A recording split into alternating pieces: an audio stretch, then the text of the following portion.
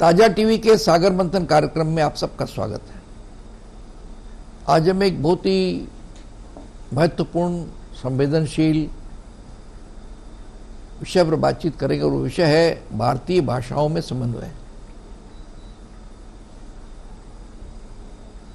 आप सभी जानते हैं कि हमारे देश की जो भाषाएं हैं उनमें 22 भाषाएं को मान्यता मिल चुकी है। हमारे संविधान में 8वें अनुच्छेद में 22 भाषाओं में कुछ भाषाएं हैं जो अभी जिनको मान्यता नहीं मिली है, वो अभी प्रतीक्षा सूची में है, जैसे राजस्थानी, भोजपुरी आदि आदि। देखा गया है कई इन पिछले कुछ लंबे अरसे में कि हमारी भारतीय भाषाओं में हिंदी को राजभाषा का दर्जा मिला है और हिंदी राजभाषा के रूप में वो सभी भाषाओं के बीच में एक सेतु का काम करती है। लेकिन भाषाओं में समन्वय का अभाव है। समन्वय का अभाव इतना है कि एक दूसरी भाषाओं का विरोध भी शुरू हो गया हमारे देश में। बहुत दुर्भाग्यजनक बात हुई। कोई भी भाषा बोल सकता है, उनको मान्यताएं मिली हैं, बाकी को मान्यता मिलेंगी। प्राय सभी भाषाओं की एकेडमी भी है, बन गई है। भारत सरकार ने हर भाषा की एकेडमी बनाई है, अनरिकॉग्नाइज्ड भाषाओं की भी एकेडमी बनाई है। लेकिन जो भाषाओं का एक समन्वय होना चाहिए, आपस में एक तालमेल होना चाहिए, वो तालमेल बिल्कुल नहीं है। उसका नतीजा क्या होता है कि एक भाषाओं में हम एक दूसरे के परस्पर विरोधी बन जाते हैं और बाद में उसमें राजनीति प्रवेश कर जाती है। तो ये समन्वय बहुत जरूरी है। इसका नुकसान हो रहा है, सभी भाषाओं को नुकसान हो रहा है और हिंदी का तो हो ही रहा है। इसका नतीजा ये है कि अंग्रेजी को हटाकर हम लोग सोचे थे कि 15 साल में हिंदी जगह ले लेगी, वो नहीं ले पा रही है और वो कितने साल और लगेंगे कहना मुश्किल है। इस पर हम लोग बातचीत करेंगे। संवेदनशील विषय है या हमको खुद को आत्मसमालोचना करनी पड़ेगी, कहाँ कौन भाषा जिम्मेवार है, कहाँ किसने अपना कर्तव्य निर्वाह नहीं किया है, कितना करना चाहिए। सब कुछ चीज़ें हम आपको अपनी भाषाओं से ऊपर उठ करके भी बातचीत करें, उसकी भी अलग से बात करें। ये इसका अभाव है हमारे। इसमें बोलने के लिए हमने कई विशिष्ट व्यक्तियों को आमंत्रित किया, साहित्यकारों, अलग अलग भाषाओं के साहित्यकारों को। मैं सबसे पहले आपसे उनका परिचय करा दूं। एकदम दाएं बड़े श्री प्रियंकर पालीवाल, ये हिंदी के साहित्यकार हैं और भारतीय विद्या मंदिर के सलाहकार हैं, परामर्शदाता हैं। उनके पास ही बैठे श्रीमती शर्मिष्ठा बाघ, बंगला की लेखिका हैं और बंगला के जो विभिन्न स्मारक हैं बंगाल में, कलकत्ते में, उनके ऐतिहासिक पृष्ठभूमि के बारे में उन्होंने काफ़ी बार लिखा है। उसमें इनका हुनर है इनमें। उनके पास ही बैठे हैं श्री भूपेंद्र सिंह बशर, ये पंजाबी के लेखक हैं और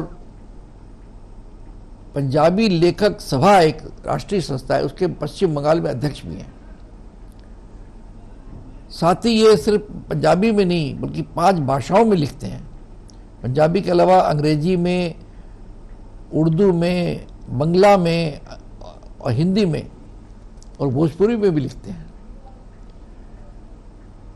आइए हम अपनी बातचीत की शुरुआत प्रियंकर पालीवाल जी से करते हैं। पालीवाल जी, आपका बहुत बहुत स्वागत है।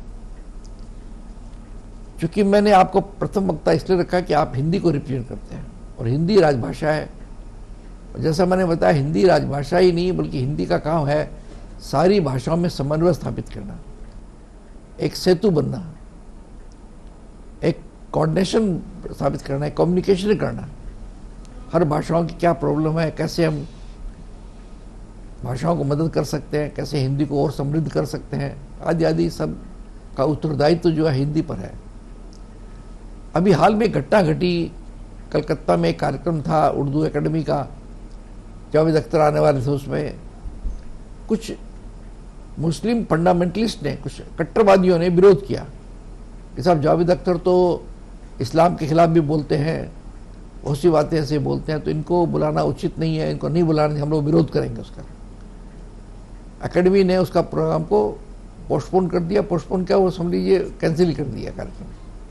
इस तरह की दुर्भाग्यजनक चीज़ें हैं, जबकि उर्दू हमारी, हम लोगों की भारतीय भाषा है, उसमें कट्टरता का कोई सवाल ही नहीं उठता है। वो भाषा कट्टरता अलग सवाल है, वो राजनीतिक प्रश्न है वो।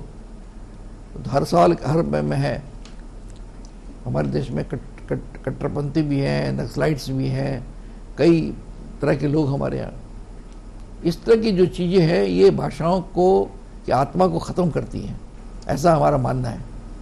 तो इन पर हमको क्या सोचें, कैसे ठीक करें, इस बिगड़े हुए खेल को कैसे वापस बनाया जाए, इस पर पालीवाल जी हम चाहते हैं कि चूँकि आप हिंदी के साहित्यकार हैं इसलिए आप बोलें। जी, सबसे पहले तो बहुत बहुत धन्यवाद मुझे इस परिचर्चा में आमंत्रित करने के लिए और भाषाओं के मुद्दे पर अपनी बात रखने का अवसर देने के लिए। आपने कहा हिंदी इस देश की राजभाषा है। मैं तो कहूँगा कि हिंदी राजभाषा होने के पहले इस देश की प्रतिनिधि भाषा है और संभवतः इस देश की असली संपर्क भाषा है। आपको पूरे भारत के ग्रामीण इलाकों में अगर जाना हो तो अंग्रेज़ी आपकी मदद नहीं कर पाएगी, लेकिन हिंदी भारत के प्रत्येक भूभाग में आपकी मदद अवश्य करेगी, और ये मेरा व्यक्तिगत अनुभव भी है। तो एक प्रतिनिधि भाषा के रूप में, एक व्यापक भाषा के रूप में, एक बहुप्रयुक्त भाषा के रूप में हिंदी की बहुत सी जिम्मेदारियां भी हैं, क्योंकि जैसा कि मैं कहता आया हूं कि भारतीय भाषाओं का जो दुर्ग है, हिंदी उसका दुर्ग द्वार है। अगर हिंदी का ये दुर्ग द्वार टूट जाए तो बाकी की भाषाओं को पराजित करने में अंग्रेजी को एक क्षण नहीं लगेगा। तो इस नाते भी हिंदी की एक बड़ी जिम्मेदारी है। लेकिन दुर्भाग्य की बात यह है कि इधर कई इलाकों में हिंदी विरोध के स्वर सुनाई देते हैं जिनका कोई आधार मुझे दिखाई नहीं देता, क्योंकि संविधान में अगर हिंदी के लिए व्यवस्था है कि वो राजभाषा है, हालांकि होना तो इसे राष्ट्रभाषा था, लेकिन ये हो सकी कामकाज की भाषा, राजभाषा। तो संविधान में राज्यों की राजभाषाओं की भी व्यवस्था है, यानी राज्य में उस प्रांत की भाषाएं प्रमुखता से प्रयोग हो, उनमें कामकाज हो, संविधान में इसकी भी व्यवस्था है। बल्कि संविधान में व्यवस्था उन बहुत छोटी भाषाओं की भी है, छोटी इस अर्थ में कि उनके बोलने वाले कम हैं, वरना भाषाओं में तो क्या छोटा बड़ा हो सकता है। तो ये तो बात हुई भारत के भाषिक संदर्भ की। अब आते हैं जो आपने कहा कि भाई एक बड़े शायर को पहले आमंत्रित किया गया और फिर विरोध हुआ और उन्हें आने से रोक दिया गया। मुझे लगता है कि दुर्भाग्य के अलावा इसे और क्या कहें। यह संकीर्णता कभी भी भारत का स्वभाव नहीं रही। भारत देश ऐसा है नहीं, वो बहुत बहुलतावादी देश है, सबकी आवाजें सुनने वाला देश है और आपस में मिलजुल कर समन्वय के साथ रहने वाला देश है। कितनी ही भाषाएं हैं जिनमें बड़ी ही सीधी प्रत्यक्ष आवाजाही है और उन्होंने एक दूसरे से बहुत कुछ सीखा है। तो जावेद साहब को नहीं बुलाया गया, मुझे लगता है कि ये घटना बहुत दुर्भाग्यजनक है, और जिन्होंने भी ये विरोध किया और जिन्होंने न बुलाने का निर्णय लिया, मुझे लगता है कि उन्होंने संस्कृति का नुकसान ही किया है, उन्होंने संस्कृति को हानि पहुंचाई है। और मैं जावेद अख्तर साहब की ही काव्य पंक्तियों के साथ अपनी बात समाप्त करूंगा। वो कहते हैं, बहुत रौनक थी इस घर में, ये घर ऐसा नहीं था, गिले शिकवे भी होते थे मगर ऐसा नहीं था, जहाँ कुछ शीरी बातें थीं, शीरी यानी मीठी, जहाँ कुछ शीरी बातें थीं वहीं कुछ तल्ख बातें थीं, मगर उन तल्ख बातों का असर ऐसा नहीं था, हम ऐसे नहीं थे। और मैं ये भी मानता हूँ कि ये हमारा एक अस्थाई विचलन है और वापस हम उसी समन्वय और एकजुटता के साथ भाषा और साहित्य और संस्कृति के क्षेत्र में काम करते रहेंगे। मुझे लगता है कि ये कट्टरता का जो समय है ये बहुत जल्दी चला जाने वाला है। श्री प्रियंका पालीवाल जी ने बहुत ही स्पष्ट रूप से बातें रखी हमारे सामने में। उन्होंने कहा हिंदी की जिम्मेवारी बहुत बड़ी है, इसमें कोई संदेह नहीं है, क्योंकि ये सिर्फ राजभाषा नहीं है बल्कि देश की प्रतिनिधि भाषा है। ये पूरे देश को का प्रतिनिधित्व करती है। होना तो इसको राष्ट्रभाषा चाहिए था, लेकिन इस पर जिम्मेवारी दे दी गई राजभाषा की। तो राजभाषा के रूप में बाकी सब भाषाओं में समन्वय स्थापित करना उसकी भी एक काम है। लेकिन अब उस हिंदी को कमजोर करने के लिए हिंदी का विरोध भी शुरू हो गया। सिर्फ दक्षिण में नहीं, बाकी जगह भी शुरू हो गया हिंदी का विरोध, और वो भी निराधार, बिना किसी आधार के, बिना किसी लॉजिक के, बिना किसी तर्क के। और उन्होंने कहा कि अभी जो एक घटना घटी जहाँ जावेद अख्तर साहब को बुलाया गया, फिर कुछ कट्टरपंथियों ने विरोध किया, उनका फिर कार्यक्रम को रद्द कर दिया गया, ये एक दुर्भाग्यजनक घटना है, ये संकीर्ण दिमाग की घटना है। इससे समन्वय का नुकसान होता है। हमारा भाषाई जो हमारे देश में एक हार्मोनी है एक आपस में, उसका नुकसान होता है। उन्होंने फिर उसको हमारी संस्कृति का नुकसान है। पालीवाल जी ने जावेद अख्तर की कुछ पंक्तियां कोट करते हुए इसकी हम ऐसे नहीं थे कि बड़ी अच्छी संवेदनशील पंक्तियां हैं, वो उनको कोट करते हुए उन्होंने कहा कि ऐसी हमारी संस्कृति नहीं थी। एक दूसरे का सम्मान करना, एक दूसरे को प्यार करना, एक दूसरे के साथ रहना, ये हमारी संस्कृति रही है। शुरू में हमने मिलजुल करके आज़ादी की लड़ाई लड़ी। इस तरह का विभिन्न स्वर उठना ये दुर्भाग्यजनक चीज़ें। हम अगले दौर में पूछेंगे भी इसको हम कैसे स्थापित कर सकते हैं, वापस संस्कृति को हम कैसे पटरी पर ला सकते हैं, इन पर बातचीत करेंगे। हम बात करते हैं बंगला की लेखिका श्रीमती शर्मिष्ठा बाग से। शर्मिष्ठा जी, आपका बहुत बहुत स्वागत है। आप बंगला के लेखक, और आप बंगला के बारे में तो आपको जानकारी होगी कि हिंदी को राजभाषा बनाने में सबसे ज़्यादा स्वर उठा था बंगाल से। बंगला के साहित्यकार, चाहे केशव चंद्र सेन हो, रविन्द्रनाथ टैगोर हो, जो बड़े साहित्यकार हैं, उनका ही कहना था कि हिंदी को राजभाषा बननी चाहिए, क्योंकि वो सर्वाधिक बोली जाती है। और बंगाली और हिंदी में मैं चूँकि हिंदी का संपादक हूँ अखबार का, एक काफ़ी समन्वय है हमारे बीच में। फिर भी कुछ लोग होते हैं बंगला में भी हिंदी साहित्य को कई बातें बोल देते हैं, हिंदी वाले बंगला के बारे में कई बात बोल देते हैं, उचित नहीं है। टैगोर के बारे में भी बहुत सी बातें लोग गैर जिम्मेवारी के साथ बोल देते हैं। तो शर्मिष्ठा जी, हम आपसे जानना चाहेंगे कि ये समन्वय को कैसे ठीक किया जाए, एक और ये क्यों हो रहा है, इसका कारण क्या है? ये जो भाषा की समन्वय की प्रासंगिकता चलते आई है, लेकिन भारतीय भाषाओं में जो समन्वय ये सदियों से चलते आए हैं, ये हमारी परंपरा है। ऐसा है, भारत में जो भाषा ज़्यादा बोली जाती है, एक भाषा में दूसरी भाषाओं को बहुत सारी शब्द जुड़ जाते हैं। जैसे हमारी बांग्ला में अनार और शालमारी, ये सब बांग्ला भाषा है ही नहीं, ये सब है बाहर की, इंडिया की बाहर की भाषा, लेकिन अभी हो गया बांग्ला की अविधानिक भाषा। ऐसे चलते ही आए हुए हैं, और इसी समन्वय में आज तक बहुत कम ही कुछ प्रॉब्लम हुआ। लेकिन भारत में ऐसे लोग भी हैं, जैसे हमारी दाएं तरफ भी बैठे हुए हैं जो लेखक, वो एक संग 6 भाषा में पढ़ लिख बोल सकते हैं, तो और अपनी मातृभाषा जैसे ये कर सकते हैं। तो एक भाषा की भाषी दूसरी भाषा में बोल नहीं पाएगा, लिख नहीं पाएगा, ऐसा बात भी नहीं है। ये भी हम लोगों की समझने की परंपरा है। और हाल ही में जो घटना घटे, इसके बाद ये आशंका हो रही है, भारत में जो लोग उर्दू में इतने सालों से लिख कर गए हैं, जैसे इस्मत चुगताई, मांटो, सरदार जाफरी, कैफी आजमी, अख्तर उस्मान, जान निसार अख्तर, ये इन सब जैसे लेखकों की लेख अगले दिन में हम क्या बोल नहीं पाएंगे कि ये सब हमारे अपने हैं। अगर ये सब हमारे अपने हैं तो जावेद अख्तर साहब भी हमारे अपने ही हैं। पूरा 1 महीने से पूरा कलकत्ता शहर में एक पोस्टर नज़र आया, बड़ा सा पोस्टर, पश्चिम बंगाल की उर्दू एकेडमी की प्रोग्राम में जावेद अख्तर जी का और मुजफ्फर अली साहब का मुशायरा है। अचानक ये प्रोग्राम रुकवा दिया गया कुछ मौलवादी की हुमकी के कारण।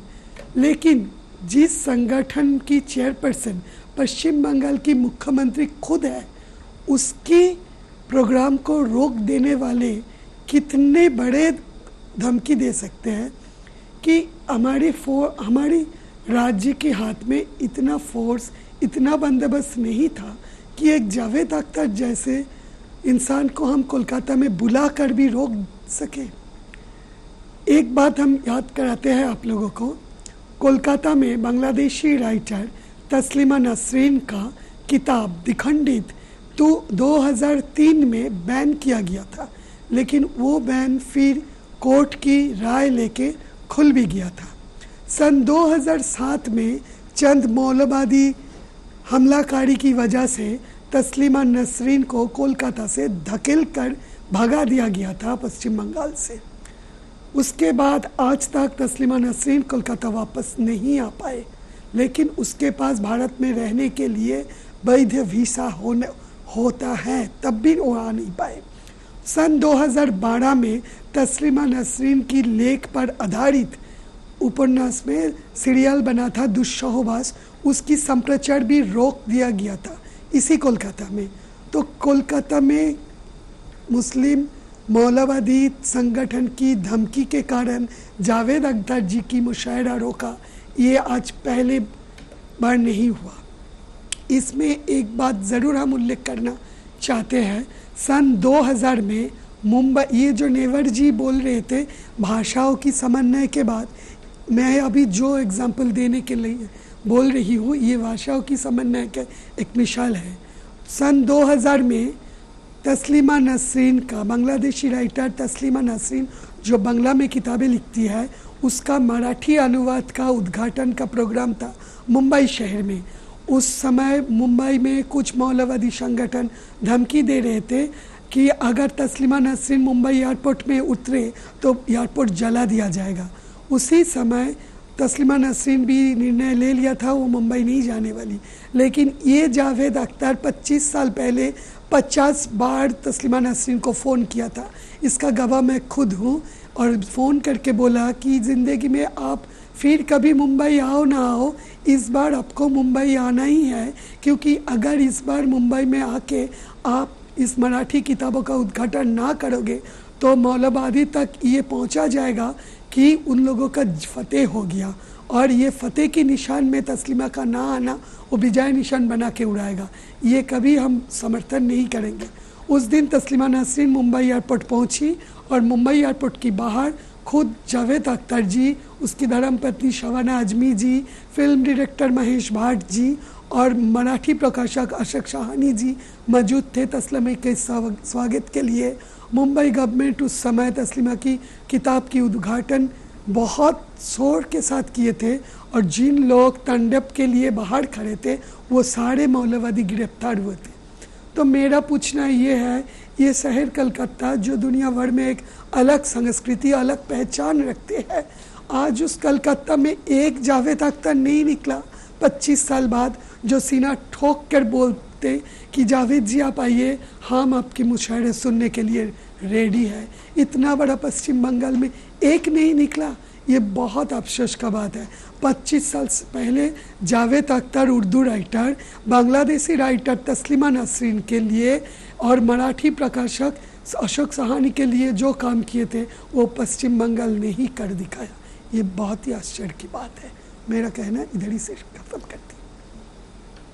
सर मिश्रा जी ने कई बातें रखी, कई उदाहरण दिए। उन्होंने कहा कि बंगला भाषा में भी हमने बाहर के शब्द लिए हैं, हर भाषा में से बाहर के शब्द लेते हैं, और उसको हमने अपनी भाषा को समृद्ध किया है। और कई हमारे जो उर्दू के राइटर हैं, वो जान निशान अख्तर का नाम लिया, मंटो है, इन सब का बड़े सादर के साथ नाम लेते हैं हम लोग। उनके सब ट्रांसलेशन हुए हैं किताबों के। मैं खुद व्यक्तिगत रूप से मंटो का तो बहुत फैन रहा हूँ। कई उनकी कहानियाँ मैंने हिंदी में अनुवादित कहानियाँ पढ़ी हैं। उन्होंने कहा एक जो अभी घटना घटी अख्तर वाली, ये बहुत दुर्भाग्यजनक है। इसके पहले बम्बई में भी एक कार्यक्रम हुआ था तस्लीमा का, एक किताब का, मराठी किताब का उद्घाटन। खुद हमारे अख्तर साहब ने इसको डिफेंड किया, खुद गए मिलने के लिए, आप आइए। उसका बड़ा विरोध कर रहे थे कुछ फंडामेंटलिस्ट लोग, एयरपोर्ट से खुद गए, वहाँ लेकर के आए उसको, उसका कार्यक्रम कराया मराठी किताब। एक अच्छा उदाहरण ये लेखक लोगों ने एक संघर्ष किया। वो लेकिन बंगाल में, जो कि एक बहुत ही प्रगतिशील राज्य माना जाता है, जहाँ की मुख्यमंत्री बहुत प्रगतिशील मानी जाती है, उन्होंने उसको कैंसिल करना ये एक बड़ी दुर्भाग्यजनक बात है, अच्छी बात नहीं है। ये चीज़ बंगाल जैसे स्टेट में होना हमारे लिए दुर्भाग्यजनक है, अच्छी बात नहीं है। ये कई बातें उन्होंने अच्छे ढंग से रखी शर्मिष्ठा जी ने। वास्तव में ये चीज़ सोचने की चीज़ है कि बंगाल जैसे राज्य जहाँ जिनको हमको गर्व है बंगाल पर, ये सब संस्कृति का रक्षक है, बहुभाषी संस्कृति का रक्षक है, हर भाषा भाषी लोग यहाँ रहते हैं और आराम से रहते हैं। उस स्टेट में ऐसा होना और सरकार द्वारा एक चीज़ को कहना कि हमारे पास में बल नहीं है कि हम इस तरह का कोई घटना घट जाए तो रोक सकें, दुर्भाग्यजनक है, उचित नहीं रहेगा। शर्मिष्ठा जी की इस रिमार्क से उन्होंने अपनी बातें ख़त्म की। इस प्रकार हमने प्रियंका पालीवाल जी से बात की, शर्मिष्ठा जी से बात की। अब लेते हैं हम छोटा सा ब्रेक, देखते रहिए सागर मंथन।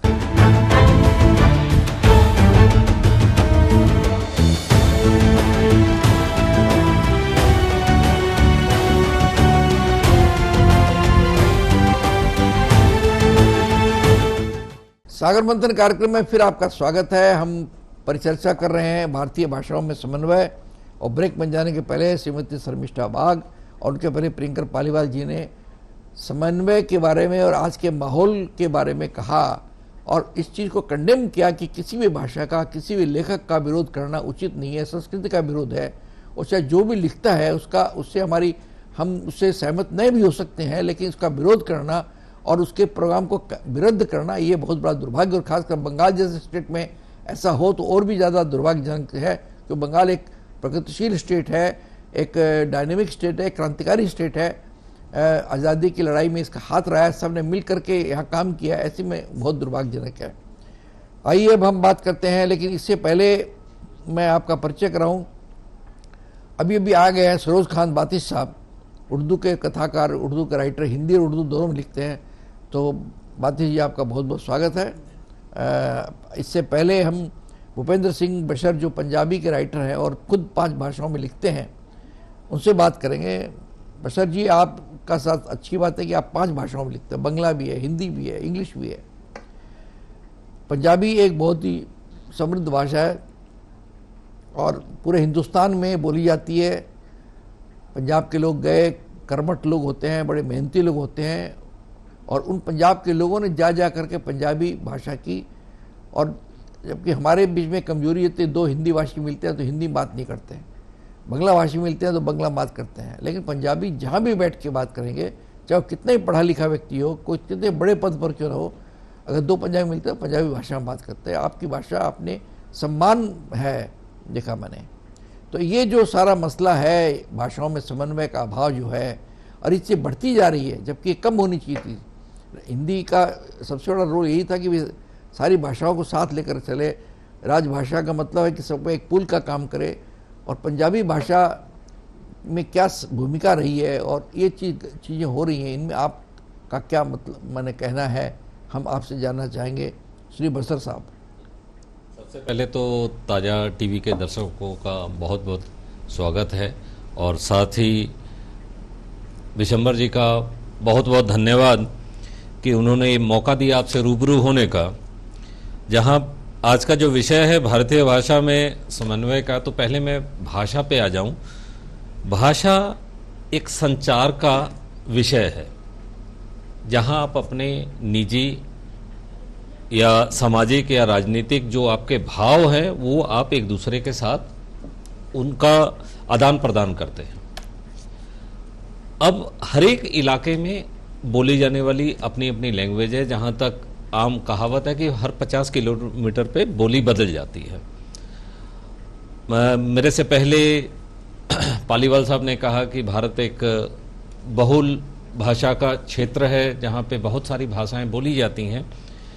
वहाँ पे लगाव लोगों का हो सकता है अपनी अपनी भाषा के साथ, उसका सम्मान होना चाहिए, हम उसका भी सम्मान करते हैं। मगर मेरे जो विचार हैं वो दूसरे तक पहुंचे तो उसके लिए हमें एक कॉमन माध्यम जो चाहिए, वो हिंदी उस रूप में आई थी। अब समय के साथ में जो बदलाव हम देख रहे हैं, एक वक्त था जिस टाइम संस्कृत चल रही थी, फिर उसके बाद में उर्दू का चलन देखते हैं, हिंदी आ जाती है साथ उसके बाद इंग्लिश आ गई। अभी जो नई टेक्नोलॉजी के अंदर में हम देख रहे हैं, जो नए बच्चे आ रहे हैं, वो उनका जब वो मैसेज वगैरह करते हैं फ़ोन में, उन्होंने अपनी एक नई भाषा बना ली है। अब जहाँ पे हम लोग जो मिडिल एज में हैं, जहाँ पे हम लोग, जैसे मेरे से पहले शर्मिष्ठा मैडम ने कहा कि क्या हम वो पुराने उर्दू राइटरों को नहीं पढ़ पाएंगे या नहीं कर पाएंगे। अभी वाले चलन पे तो हम देख रहे हैं कि वो कुछ नया ही साहित्य रचने लगे हैं। उनकी भाषा को समझने के लिए टाइम लगता है कि भाई क्या कहना चाह रहे हो। वो इंग्लिश और हिंदी का मिक्स हो गया, एक टेक्नोलॉजी मिक्स हो गई उसके अंदर में आके। शुद्ध भाषा की जहां हम बात कर रहे थे, अब वो शुद्धता से हटते जा रहे हैं। इंग्लिश में भी अगर लिखना है तो 4 अल्फाबेट का जो वर्ड है 2 में हो गया वो। तो ये एक वक्त के साथ में एक बदलाव है। जैसा पालीवाल साहब ने कहा कि ये जो कट्टरवादता है ज़्यादा दिन चलेगी नहीं, क्योंकि ये बच्चे नकार देंगे उन चीज़ों को आगे चलते हुए। पर वहाँ हमारे जैसे साहित्यकारों का ये भी धर्म बनता है कि हम कोशिश करें इसको कि जो भाषा है वो भाषा लोगों तक पहुँचे, ऐसा उनके अंदर में इसके ऊपर इंटरेस्ट रहे, उनके अंदर में उनको अच्छा लगे। जो भी साहित्य लिखा जा रहा है आगे उसकी चर्चा हो, वो पढ़े। समन्वय की जहाँ बात आती है, इसके अंदर में एक बहुत बड़ा जो सूत्रधार है वो है ट्रांसलेशन। अब जैसे मैं विभिन्न भाषाओं में लिखता हूँ तो शब्द जो हैं, अब जैसे वाटर इंग्लिश में है तो हिंदी में पानी होगा, तो वो हमें समझना पड़ेगा। अगर भाषा का ज्ञान नहीं होगा, समन्वय नहीं होगा, आपस में तालमेल नहीं होगा, तो हम अपने विचार दूसरे तक नहीं पहुंचा पाएंगे। इसलिए भी ये जरूरी है कि समन्वय आपस में रहे इस चीज का। और जो नई पीढ़ी आ रही है उसे हमें इस कट्टरवादता से दूर रखना पड़ेगा। उन्हें जिस तरह से जिन लोगों ने जावेद अख्तर साहब के प्रोग्राम को कैंसिल होने पे जिन्होंने अपने विचार प्रकट किए हैं, उन लोगों को सामने रख के हमें अपने भाव देने चाहिए कि भाई आदमी किसी भी धर्म से हो, किसी भी भाषा से हो, लेकिन समाज में जिस चीज की जरूरत है वो जरूरत बनी रहे। भूपेंद्र सिंह जी ने एक बड़ी मौलिक बात कही। उन्होंने कहा कि हमारी भाषा जो है वो बदलती रहती है, भाषा नहीं तो हमारी बोली बदलती रहती है, हमारा एक्सेंट बदलता है हर 50 किलोमीटर पर। तो भारत एक विविधता का देश है। उन्होंने बताया कि सबसे बड़ा अच्छा काम कर रही है ट्रांसलेशन। हर भाषा की एक पुस्तक का ट्रांसलेशन हुआ है हर दूसरी भाषा में।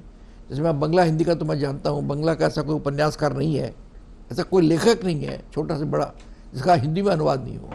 और मेरे ख्याल से हिंदी के भी सभी लेखकों का बंगला में अनुवाद हुआ है। तो ये एक बहुत अच्छी चीज़ है।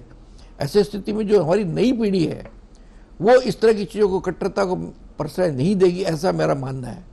पता नहीं ये कहाँ तक आप बोल रहे हैं, क्योंकि जो अख्तर साहब के विरोध हुआ उसमें नई पीढ़ी भी शामिल थी। उसमें मुस्लिम जो कुछ कट्टरपंथी यंग थे वो भी शामिल थे उसमें। तो ये जो चीज़ें हैं नहीं होनी चाहिए, उनको तैयार किया जाए। तो कहाँ पर कमी है, इस तरह की चीज़ें क्यों हो रही हैं? कहीं हम लोग जो सिविल सोसाइटी अपने आप को मानते हैं, हम लोग मानते हैं समाज के हम लोग एक अंग हैं, तो कहीं हमारी भी कमजोरी रही होगी। उसको समालोचना करना, उसको ढूंढना ही आज की इस वार्ता का पूरा मकसद है।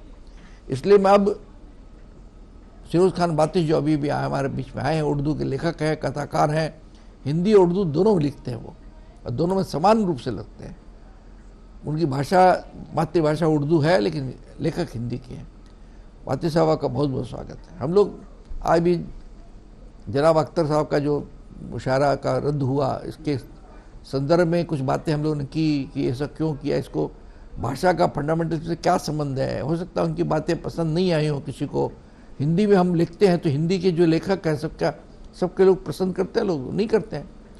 इसका मतलब थोड़ी नहीं कि हम उसका विरोध करेंगे। एक बंगाल जैसे स्टेट में, जैसे शर्मिष्ठा जी ने बड़ी अच्छी बात की, बंगाल जैसे स्टेट में जो एक भाषाई अनुराग के लिए, भाषा के लिए प्रसिद्ध है, बांग्लादेश जो भाषा के लिए बना एक देश, बंगला भाषा के लिए कंट्री बना, ऐसे बंगाल में चाहे तस्लीमा का विरोध करना, चाहे अख्तर साहब का विरोध करना बहुत ही दुर्भाग्यजनक है। आप क्या बोलना चाहेंगे? असल में बात यह है कि शायद पहली बार पश्चिम बंगाल में इतना बड़े कार्यक्रम का विरोध हुआ है और कार्यक्रम को मुलतवी करना पड़ा है। इसके कई कारण हैं। हमारे बहुत सारे मित्र जो सदस्य हैं उर्दू अकेडमी में, उनसे हमारी बात हुई तो उन्होंने कहा कि जो सह सचिव हैं नुजहत जैनब और जो मिनिस्ट्री के लोग हैं, उन्होंने व्यक्तिगत रूप से पूछा था हम लोगों से कि आप क्या चाहते हैं, तो उसमें 3-4 लोगों ने कहा कि प्रोग्राम होना चाहिए। लेकिन अब मामला ये है कि सरकार के तहत चलने वाली संस्थाओं की अपनी मजबूरी होती है। वो चाह कर भी इस प्रोग्राम को माने चालू करने के लिए राजी नहीं हुए और कई तरह से सरकार घिरी हुई है, मौजूदा सरकार जो पश्चिम बंगाल की, वो और कोई दूसरा कोई टसल या द्वंद्व नहीं बनाना चाहते थे कि ये एक लेके मुद्दा हो जाए। लेकिन पहली बात ये है कि इसके पहले मंटो पे, फैज पे, दाग पे, मीर पे, गालिब पे उर्दू अकेडमी ने काम किया है। और ये सारी जो जमात है लेखकों की, ये ईश्वरीय सत्ता के विरोध में खड़ी रहती है, हमेशा खड़ी रही है। कभी इन्होंने इस सत्ता को स्वीकारा नहीं है। मीर का एक शेर है जो मैंने कोट भी किया था अपने इसमें वॉल पे कि मीर के दीनो ईमा को क्या पूछ रहे हो, उनने तो कसका खींचा, दर में बैठा, कब का तर्क इस्लाम किया। अब अंदाजा लगाइए, ये शेर कहने वाला आदमी पे उर्दू अकेडमी में सेमिनार किया पिछले दिनों, और गालिब ने तो कम से कम 50 शेर ऐसे कहे हैं जो खुदा को चैलेंज करता है। तो ऐसा शेर, ऐसी शायरी करने वाला और ऐसे अदब के लोगों को, उसका एक छोटा सा बंदा जावेद अख्तर को आपने विरोध किया है कि उसको नहीं आना चाहिए। असल में क्या है कि एक साहब यहाँ पे आमिर साहब ने जावेद का एक पुराना वीडियो चलाया जिसमें जावेद कह रहे हैं कि खुदा सातवें फलक पर रहता है, हम नीचे रहते हैं और हमारी मजबूरियों को, हमारी दुख तकलीफ को देखने को कभी नहीं आता है। ये वीडियो में बोल रहे हैं वो। और वो कहता है कि बगैर हमारे मर्जी के एक पत्ता भी नहीं हिलता। तो मतलब ये हुआ कि आप दुनिया की खराबी में, मारधाड़ में, दंगा फसाद में शामिल हैं। जावेद वीडियो में कह रहे हैं। अब इसका तर्क अगर कोई दे तो दे, आप तर्क नहीं दे रहे हैं, सीधे सीधे उस आदमी को खारिज करें कि आदमी नास्तिक है। तो पूरा जो प्रगतिशील लिटरेचर है हिंदी उर्दू का, उस ढंग से सभी नास्तिक हो जाएंगे। सबसे बड़ा मसला ये है यहाँ पे कि सरकार ने चाहा कि ये प्रोग्राम अगर होगा तो कहीं कुछ अगर बात बिगड़ जाए, अगर कुछ बात बनने वाली चीज़ जो है हमारे बंगाल में बनने वाली चीज़ें बिगड़ने लगेगी तो हम संभाल नहीं पाएंगे। सरकार की कई तरह से जो गिरफ्ती हो रही है, घिराव हो रहा है, जो कई तरह से उनके उलझने हैं, उस उलझन को और सरकार बढ़ाना नहीं चाह रही थी। लेकिन सबसे बड़ा दुख ये है कि ये विरोध तो यहाँ हो रहा है।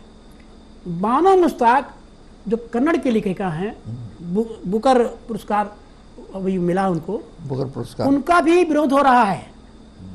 और विरोध ये हो रहा है कि सरकार ने, कन्नड़ की सरकार ने उनको दशहरा में विशेष अतिथि की तरह में निमंत्रित किया है।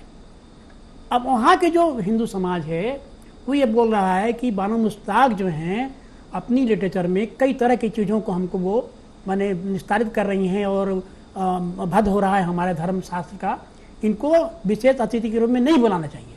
तो ये विरोध सिर्फ पश्चिम बंगाल का ही नहीं है और सिर्फ मुस्लिम समाज का ही नहीं है, ये कई तरह की विरोध देश में चल रहा है। जो आतंक हमारे देश में था, जो धार्मिक उत्थान था, जो पतन था, वो तो पीछे जा रहा है। अब ये भाषाई जो उत्थान हो रहा है, इसकी तरफ ध्यान देना चाहिए हमको। और ये बड़ा मुश्किल दौर से हमारा देश गुजर रहा है, जिस भाषा को लेकर देश जो है, कई बहुल भाषी देश हमारा है, बहुत सांस्कृतिक देश हमारा है, वो जो यहाँ पे कल्चर था, संस्थान जो था हमारा पास, जो सांस्कृतिक जो उद्यान था, उसमें जो खलल पड़ रहा है, उसके लिए चिंता की बात है हमारे लिए।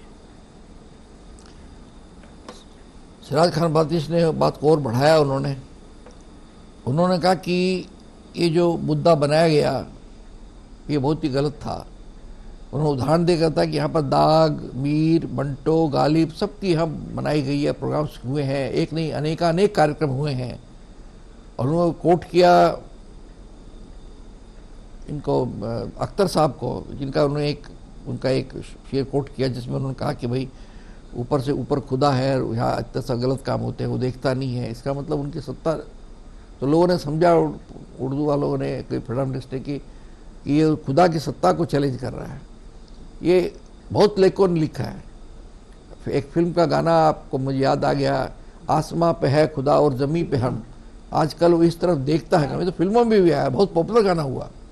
निदा फाजिली ने कहा, कई लोग समझते हैं मुसलमान बड़े कट्टर होते हैं, निदा फाजिली का एक शेर है कि बच्चा बोला देकर मस्जिद आलीशान, अल्लाह तेरे एक को इतना बड़ा मकान। तो ये लेखकों ने लिखा, और मैं तो इस बात को मानता हूँ कि ईश्वर की सत्ता को, खुदा की सत्ता को, भगवान की सत्ता को अगर कोई चुनौती दे सकता है, अगर कोई समीक्षा कर सकता है तो लेखक ही करेगा। और लेखक जिस दिन ये करना बंद कर देगा, लेखक नहीं रहेगा, वो उसका काम ही है। फिर मुझे एक फिल्म का गाना याद आया, बहुत पॉपुलर गाना हुआ था कि दुनिया बनाने वाले काहे को दुनिया बनाई, क्या तेरे मन में समाई। ये एक शैलेंद्र ने एक कहा खुदा के बारे में, वो लोग बुरा मानते हैं, भगवान पर आप प्रश्न उठ रहे हैं कि तुमने क्यों बनाया भगवान। अरे तो लेखक का काम यही है, लेखक का काम ये है कि वो किसी की सत्ता को चुनौती दे सकता है। तो ये जो चीज़ें होती है, इससे हमारे जो थ्रेड है, हमारा जो धागा है हमारा, वो कमज़ोर होता है, हमारी संस्कृति कमज़ोर होती है, हमारे में अंदर में जो एक प्रतिवाद करने की क्षमता होती है ख़त्म होती है। और प्रतिवाद करने की क्षमता ख़त्म हो जाती है तो देश जंगल बन सकता है, एकदम मिट्टी हो जाएगी सारी चीज़ें। पहले भी बहुत ज़माने में पहले भी लोग करते थे लोग। तो ये कह रहा बादशाह साहब को हमने चारों हमारे प्रतिभागियों से बात की, हम कुछ अन्य बिंदुओं पर और बातचीत करेंगे। फिलहाल समय हो गया ब्रेक का, हम लेते हैं छोटा सा ब्रेक। देखते रहिए सागर मंथन।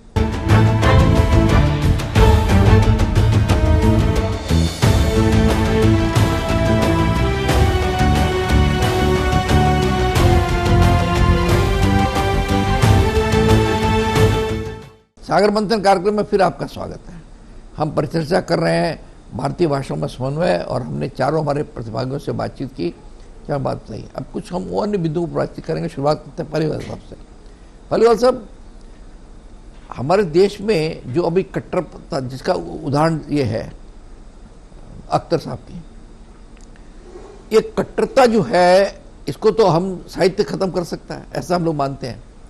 साहित्य का सृजन जो है वो खत्म कर सकते, साहित्य तो खुद उलझ गया उसमें। तो इसका कैसे उससे निदान किया जाए? एक जिसका काम ही है, हमारे गार्ड का काम है कि चौकीदारी करना, हमको रक्षा करना, और वो खुद ही जब भक्षक बन जाए तो आप क्या करेंगे उसको? इस बारे में एक बहुत कड़वी चीज है, लेकिन सच है। हिंदी के लेखक के रूप में आप क्या सोचते हैं? नेवर जी, समय हमारा इतने तेज परिवर्तनों का है कि उस परिवर्तन से एक समाज के रूप में हम अचकचाए हुए हैं।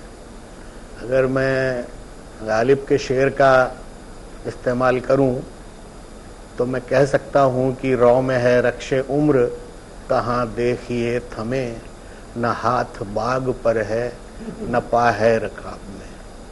हमें पता ही नहीं है कि हम किधर जा रहे हैं, हम क्या कर रहे हैं।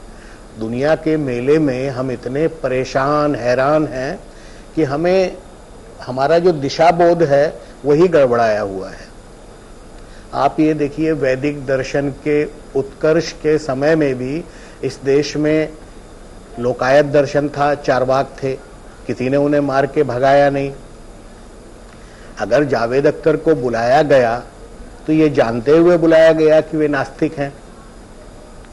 उनके ये विचार कोई आज के तो है नहीं, 50 साल से वो उनके वही विचार हैं और उनके साथ ही हमने उनको स्वीकार किया है। वो कैसे शायर हैं इस पे हम अलग अलग विचार रख सकते हैं, लेकिन उन्हें बुलाया ना जाए या उनकी बात ना सुनी जाए, ये मुझे लगता है कि ये तो ऐसी स्थिति है कि किसी भी समझदार व्यक्ति को इस पर चुप नहीं रहना चाहिए और ये कहना चाहिए कि ये गलत है, हम ऐसे नहीं हैं। और मैं तो ये कहूँगा कि जब हमने अपनी भाषा का प्रयोग कम किया, हम भाषा के लिए अतिरिक्त संवेदी हो गए, यानी हम अपनी भाषा छोड़ रहे हैं लेकिन अपनी भाषा के लिए झगड़ा करते हैं। हम धार्मिक नहीं रहे लेकिन धर्म के लिए झगड़ा करते हैं। तो मुझे लगता है कि अगर हम सच्चे भाषा प्रेमी हों अगर हम सच्चे संस्कृति प्रेमी हैं तो झगड़े की कोई गुंजाइश बनती नहीं है, और भारत का तो समन्वय का ही इतिहास रहा है। शर्मिष्ठा जी, ये सवाल हम आपसे करते हैं। बंगला के प्रति हमारी बहुत रिस्पेक्ट है, और बंगला भाषा ने तो महान महान लोगों को जन्म दिया। रविन्द्रनाथ टैगोर से लेकर के कवि नजरुल इस्लाम से लेकर के कौन नहीं था, इतने बड़े राइटर्स, सब समन्वयकारी राइटर्स।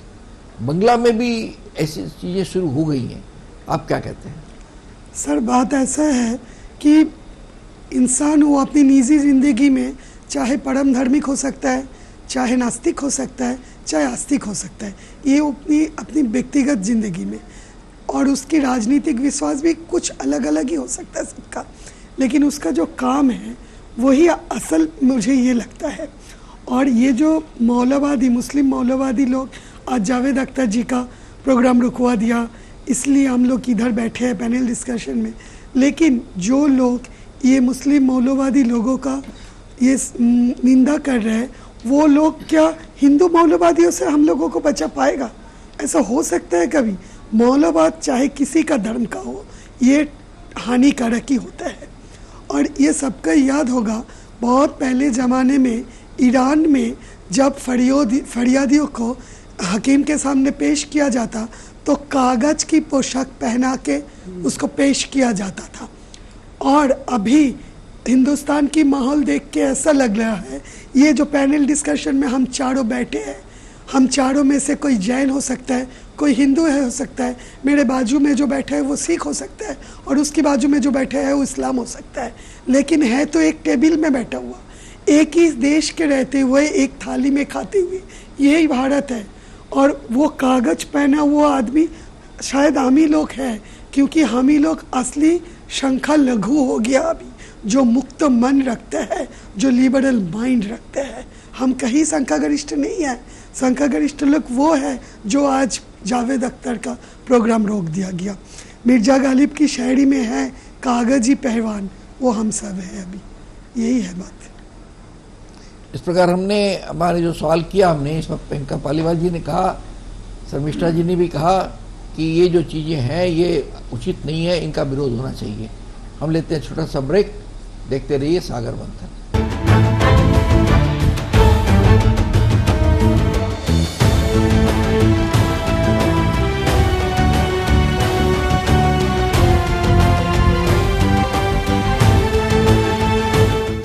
सागर मंथन कार्यक्रम में फिर आपका स्वागत है। हम परिचर्चा कर रहे हैं भारतीय भाषाओं में समन्वय, और ब्रेक में जाने के पहले श्रीमती शर्मिष्ठा बाग और श्री प्रियंका पालीवाल ने अपनी अपनी बातें कही। आइए हम बात करते हैं भूपेंद्र सिंह बसर साहब से। बसर जी, जहाँ तक पंजाबी राइटर्स का सवाल है, पंजाबी में जैसा मैं महसूस करता हूँ कि गुरुमुखी भाषा, जैसे कलकत्ते में हमको याद है 2 गुरुमुखी अखबार निकलते थे, अब शायद सब बंद हो गए, दोनों पेपर बंद हो गए। मेरे उनसे रिलेशन थे, उनके संपादक से मेरा अच्छा रिलेशन था। तो और आज का जो पंजाबी है, जो मैं जानता हूँ, मेरे दोस्त हैं, मैं जहाँ रहता हूँ, मेरे घर में पड़ोसी भी जो है मेरे सरदार जी हैं, वो अंग्रेजी पढ़ते हैं, वो अपनी भाषा नहीं पढ़ते हैं। ये जो ट्रेडिशन जो आ रहा है, इसके बारे में आप क्या कहेंगे? जी नेवर जी, देखिए, जैसे हमने पहले भी बात की कि वक्त के साथ में जो चलन है वो बदल रहा है।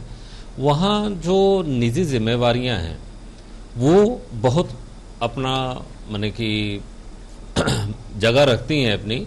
अभी जैसे मैंने जब साहित्य को मैंने विभिन्न भाषाओं को चुना, वहाँ पे मैंने प्राथमिकता अपनी भाषा को ही दी है। शुरुआत मेरी वहाँ से चालू होती है, फिर मैंने बाकी चालू किया। इसके साथ साथ जो हर एक जगह, हर समाज में हम लोग जाके देखते हैं, अगर किसी में मुस्लिम के घर में जाता हूं तो उनका कहना है अरे बच्चे उर्दू नहीं पढ़ रहे हैं, उर्दू खतरे में है। किसी हिंदी भाषी के घर जाता हूं, उनको लगता है हिंदी खतरे में है। मेरे को लगता है अंग्रेजों को लग रही होगी कि इंग्लिश खतरे में है। वैसे ही जो हमारे पंजाब के लोग हैं उनको लगता है कि गुरमुखी खतरे में है। तो उसका सिंपल सा मैंने उपाय ये निकाला, मेरे बच्चों को मैंने गुरमुखी सिखाई। भले वो मिशनरी स्कूल में पढ़ते हैं, उनको मैंने, आज मेरे बच्चे पंजाबी लिख सकते हैं, पढ़ सकते हैं, सारा कर दिया। तो जब कभी प्रोग्राम होता है तो मैं बड़े सीना ठोक के कहता हूँ कि मुझे नहीं लगता है कि गुरमुखी कहीं खतरे में है। मेरे बच्चों को आती है, आप अपने अपने बच्चों को सिखा दीजिए। तो छोटे छोटे अगर हम कदम लेते हैं तो बहुत लंबी जो यात्रा है पूरी हो सकती है। यहाँ पे जो समाज में हमारा जो कर्तव्य है अगर हम सब निभाने लगें तो अपने आप ही बहुत सारी ऐसी गलत चीज़ें हैं जो सुधर सकती हैं। बहुत सारी विकृतियां हैं समाज के अंदर में, भाषा के अलावा भी, जहाँ पे हम थोड़ा थोड़ा योगदान दें तो बहुत फर्क आ जाएगा इन चीज़ों के अंदर में। जैसे अभी आपने पहले जिक्र किया कि जो यंगस्टर हैं वो भी आए थे इसका विरोध करने के लिए। अज्ञानता है, अगर उन्हें पता चल जाए कि क्या है, हम लोग क्या होता है कभी किसी प्रोग्राम होता है या कोई एजिटेशन होता है जाके बच्चों को पूछते हैं भाई किस काम के लिए आए हो, उनको पता ही नहीं होता किस लिए, बस वो आए हैं, उनके प्लेकार्ड्स हैं उनके हाथ में, वो लेके दिखा रहे हैं, उनको पूछा जाए कि मुद्दा क्या है ये, तो उनको पता ही नहीं होता इस चीज का। तो जो चलन है वहां पे किसी को जाके हिम्मत करके थोड़ा बीच में उनको बतलाना पड़ेगा कि भाई क्या गलत है क्या सही है। मैं और आपको ज्यादा साधुवाद दूंगा कि इस तरह के कार्यक्रम भी हमें टीवी पे नहीं मिलते हैं। आज अगर जो टीवी सबके घरों तक पहुंचा है उसके अंदर में अनाप शनाप डिबेट चल रही होती है। ऐसे जो महत्वपूर्ण मुद्दे हैं इनके ऊपर अगर इस तरह की डिबेट हो, सकारात्मक हो, तो लोगों तक जरूर पहुंचेगी। उम्मीद है इससे समाज के अंदर में जरूर बदलाव आएगा। अब बारी है सरोज खान बाती साहब की। आपसे भी मैं ये सवाल करता हूँ, मैं जानता हूँ मेरे कई मित्र हैं उर्दू वाले हैं, आप भी हमारे मित्र हैं। अब तो मुसलमानों के घर में भी उर्दू अखबार नहीं आते हैं, वो भी इंग्लिश के पेपर पढ़ते हैं, आपके भी भाषा, लेकिन वो उर्दू के लिए लड़ेंगे। जैसे जख्तर साहब को कर दिया हो साहब, तो नास्तिक है, वो लड़ेंगे उसके लिए। लेकिन आप खुद ही उर्दू नहीं पढ़ रहे हैं, आपको अंग्रेजी को ज़्यादा तरजीह है। ये सिचुएशन जो है इस पर आप क्या कहेंगे? ऐसा है कि जो रीजनल लैंग्वेजेज हैं, जैसे मैं भोजपुरी समाज का आदमी हूँ, भोजपुरी प्रदेश से आता हूँ, मुझे भोजपुरी नहीं आती है, लेकिन उर्दू समाज में रहा हूँ और मैंने उर्दू से प्रारंभिक शिक्षा नहीं पाई है। मैं काका गागा से अपनी प्राथमिक शिक्षा लिया हूँ और ये उर्दू जो है अर्जित है मेरी भाषा, क्योंकि परिवार में लोग थे उर्दू और पत्नी मेरी उर्दू जानती हैं, बेटियाँ बेटे पिता जानते थे, तो मैं तो सीख लिया, होते होते सीख लिया। ये अर्जित भाषा उर्दू मेरे लिए। लेकिन दुख इस बात का है कि जो उर्दू के झंडा बरदार हैं, यूनिवर्सिटियों में हमारे दसों के मित्र हैं उर्दू पढ़ा लिखा रहे हैं, और एकेडमिया में जो उर्दू के लोग हैं, हमारे बहुत सारे दोस्त हैं, उनके बच्चे उर्दू नहीं पढ़ते हैं। ये ओपन सी बात है। उनके बच्चे मिशनरी स्कूल में पढ़ते हैं, इंग्लिश मीडियम स्कूल में पढ़ते हैं, और वो रोजी रोटी का मामला जो है उनका उर्दू से है। वो खुद कहते हैं कि यार मैं तो उर्दू अखबार हफ्ता में एक बार ही लेता हूँ जब मेरी गज़ल छपती है। कभी कभी तो असर आपको ये जान को होगा कि रविवार को मेरे यहाँ 4 अखबार आते हैं जिसमें एक उर्दू भी आता है, सिर्फ मेरे लिए उर्दू आता है, इस जानने के लिए कि उर्दू समाज में क्या हो रहा है। कि अच्छी कोई आर्टिकल समझ में आ गई मेरी मित्र की, कि गज़ल आ गई, तो मैं फ़ोन करता हूँ, यार तुम्हारी नसीब मैंने गज़ल देखी उर्दू अखबार। अच्छा कहाँ छपा है? तो मशरिक में आया है। अच्छा मशरिक में आया है, मेरे तो यहाँ उर्दू अखबार नहीं आया है। आप इस अंदाज़ा लगाइए कि ये जो छद्म उर्दू झंडा बरदार लोग हैं, जो छद्म उर्दू का आंदोलन कर रहे हैं, और जो मौजूदा हालात है उर्दू एकेडमी का, जो उन्होंने इतना बड़ा प्रोग्राम को कैंसिल किया, लाखों का नुकसान हुआ है। 3 दिन से उर्दू अखबारों में फुल पेज ऐड आ रहे हैं, फुल पेज ऐड आ रहे हैं, लाखों रुपया ऐड में गया हुआ है। और 11th आवर में 3 दिन पहले इन्होंने उसको मुलतवी किया है। तो मतलब यह है कि जो बुकिंग हो गई है, जो लोग एयर टिकट ले चुके थे, हॉल बुकिंग हो चुके थे, ये आपका ये जो दोनों हॉल ये बुक थे, उनके अपने हॉल बुक थे, ऐसे हालात में जो लाखों का नुकसान हुआ है, इसके लिए कौन जवाबदेह है? ये जो 2-3 लोग वहाँ पे जो हैं प्रगतिशील विचारधारा के लोग सदस्य थे, मैंने उनसे कहा कि जब आपकी बात नहीं मानी जा रही है तो आप त्याग क्यों नहीं दे रहे हैं? आप रुझान दे देना चाहिए। लेकिन मामला ये है कि सत्ता तो कुछ है नहीं इनका, पद के लिए जो यूनिवर्सिटी कॉलेज में भी हैं और उर्दू एकेडमी में भी हैं। आप प्रोफेसर हैं और उर्दू एकेडमी में अगर सदस्य हैं तो ये आपको महत्वपूर्ण लग रहा है, आप रुझान दे देना चाहिए। जब आपकी बात नहीं मानी जा रही है, आपने कहा कि वो प्रोग्राम होना चाहिए था, लेकिन सरकार का वहाँ नोटिफिकेशन है कि फ़ौरन आज कैंसिल करो इसको। तो आपकी बात नहीं मानी जा रही है और आपके विचार का वहाँ पर कोई स्थापना नहीं है, समन्वय नहीं है, तो आप जैसे लोगों को तो यहाँ होने नहीं चाहिए था। लेकिन फिर भी किसी ने जवाब नहीं दिया है और ये प्रोग्राम भी हुआ, घर में बैठकर लोग, यहाँ तक कि आप उनसे इंटरव्यू नहीं ले सकते हैं। वो मैंने कहा कि चलो वहाँ पर चैनल में बात होती है, बोले नहीं मैं जाऊँगा, सदस्यता मेरी खतरे पड़ जाएगी। ये स्थिति है। ये स्थिति सिर्फ उर्दू अकेडमी की नहीं है, सभी की। जो भी सरकार से पोषित जो यूनिवर्सिटियाँ हैं या जो अकादमियाँ हैं, संस्थाएं, उन सबकी स्थिति यही है। सबके हाथ बंधे हुए, सभी मध्यम मजदूर की तरह हैं। भारतीय भाषाओं में समन्वय, इस विषय पर हमने बातचीत की और इस विषय से संबंधी बाकी जितनी भी चीज़ें हैं जो इसके इर्द गिर्द हैं, उनके बारे में भी हमने काफ़ी उसकी चर्चा की। इसको लेकर के समन्वय के अभाव में क्या नुकसान हो रहा है, समन्वय होता तो क्या फ़ायदा होता, और समन्वय को कैसे स्थापित किया जाए, इन सब के बारे में हमने काफ़ी चर्चा की। हम बहुत आभारी हैं श्री प्रियंकर पालीवाल के, श्रीमती शर्मिष्ठा बाग के, श्री भूपेंद्र सिंह बशर के और सरोज खान बातिश साहब के, जिन्होंने इस बहुत ही अच्छे संवेदनशील विषय पर अपनी अपनी बातें रखी और सारी बातों को सामने रखा। हमारा उद्देश्य भी यही है ताज़ा टीवी का कि हम विभिन्न लोगों के मतों को हम अपने परोसते हैं, हमारे दर्शकों तक पहुंचाते हैं और हमारे दर्शकों को उनकी ज्ञान वृद्धि होती है। और अब ये उन पर निर्भर करता है कि वो किस बात को जाने, किस बात को समझे, किस बात को माने, किस बात को न माने। हमारे दर्शक भी इस मामले में अगर कोई राय रखते हों वो हमें लिख करके भेज सकते हैं। हमारा पता है ताज़ा टीवी 37 शेक्सपियर सरणी, कलकत्ता 17। हमें ईमेल के जरिए भेज सकते हैं। ईमेल है response@tazatv.com। अगले हफ्ते हम फिर मिलेंगे किसी नए विषय के साथ और नए प्रतिभागियों के साथ। तब तक के लिए आप हमें आज्ञा दीजिए। नमस्कार।